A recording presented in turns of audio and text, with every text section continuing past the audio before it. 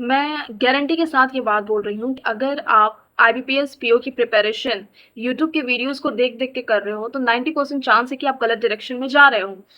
और सबसे बड़ा जो मिसकंसेप्शन है और सबसे बड़ी मिस्टेक जो है वो मैं अभी बिल्कुल नहीं बता रही, वो मैं लास्ट में बताऊंगी, तो एंड तक जरूर बने रहना, ठीक है।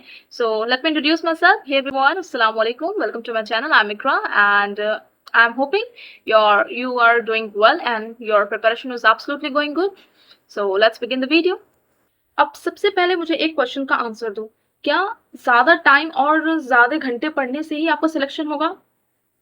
नहीं। द थिंग इज दैट कि जो लोग सीक्वेंस से पढ़ते हैं वो 3-4 महीने में ही एग्जाम्स को क्लियर कर लेते हैं, और वही एस्पिरेंट्स जो एक इस सीक्वेंस को नहीं फॉलो करते हैं तो वो कई साल तक स्ट्रगल ही करते रह जाते हैं, ठीक है। तो अब बात करते हैं उस रोड मैप की। सबसे पहले हम बात करते हैं इंग्लिश के।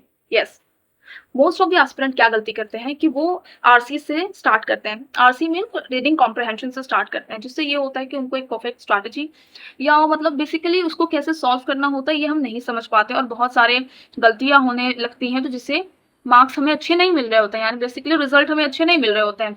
तो सबसे पहला काम हमें ये करना है, ग्रामर और वोकैबुलरी ये दोनों चीज स्ट्रॉन्ग करना है, ठीक है।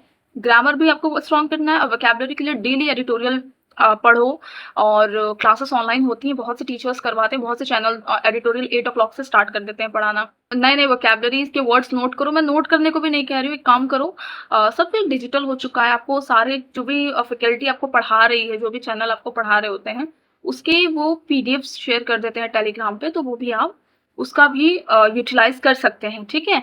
और ये बस चेंज करोगे तो आपका इंग्लिश का स्कोर देखो कितना अच्छा इंप्रूव करता है। और डेली एरर डिटेक्शन की प्रैक्टिस करो, एटलीस्ट 20 क्वेश्चन तो डेली सॉल्व करो, 20 क्वेश्चन, ठीक है। अब यहाँ पे सबसे मजेदार खेल ना इंग्लिश का नहीं, क्वांट का है। मूव करते हैं वहां। देखो, क्वांट में कभी भी अरिथमेटिक से बिल्कुल स्टार्ट मत करना। सबसे पहले आपको simplification, approximation, quadratic equation, number series, wrong number series जैसे चैप्टर्स कंप्लीट करने चाहिए। बेसिकली आपको स्पीड मैथ्स कंप्लीट करना चाहिए, जो कि आपको मार्क्स भी बिल्ड करते हैं और कॉन्फिडेंस भी बिल्ड करते हैं, ठीक है। डायरेक्ट अगर आप अरिथमेटिक पे शिफ्ट होंगे तो वो आपके ऊपर प्रेशर क्रिएट करेगा। जब आपके स्पीड मैथ्स क्लियर हो जाते हैं, ये सब चीजें जब शॉर्ट हो जाती हैं, तब आप अरिथमेटिक की तरफ मूव करेंगे। ठीक ऐसे ही रीजनिंग में भी डायरेक्ट जो हाई वेटेज करते हैं ना, पजल पे डायरेक्ट नहीं उस पर जंप करना है। सबसे पहले मिसलिनियस की टॉपिक जो है आपको खत्म करना है। मिसलिनियस मतलब पहले इनइक्वालिटी पढ़ लो, सिलॉजिज्म पढ़ लो, ब्लड रिलेशन पढ़ लो, कोडिंग डिकोडिंग पढ़ लो। मतलब मिसलिनियस के जो छोटे मोटे टॉपिक्स है पहले उसको पहले पढ़ लो, जो 2-4 दिन वाले टॉपिक्स होते हैं। बस सिलॉजिज्म को थोड़ा सा अच्छा टाइम दे करके पढ़ना, क्योंकि उसके क्वेश्चंस अच्छे आते हैं। और उसके बाद से पजल्स पे मूव करना, और फिर पजल्स पे अपना 100% देना, ठीक है। अब जब रीजनिंग में आप मिसलेनियस कवर अच्छे से कर लोगे ना, तो पजल्स खुद ब खुद आपको इजी लगने लगेंगे। अब आती है वो स्ट्रैटेजी जो बहुत कम लोग फॉलो करते हैं।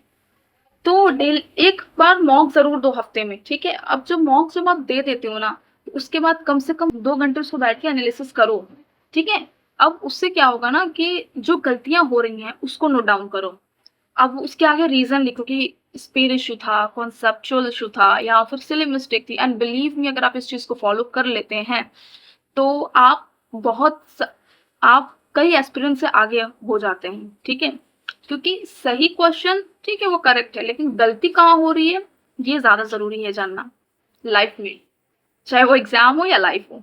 और अब वो सबसे बड़ी मिस्टेक जो बहुत से एस्पिरेंट कर रहे थे, और जो मैंने वीडियो के स्टार्टिंग में बोला था, वो ये है कि हर दिन नए बुक, नई टीचर्स, नया सोर्स, नया स्ट्रैटेजी फॉलो करना।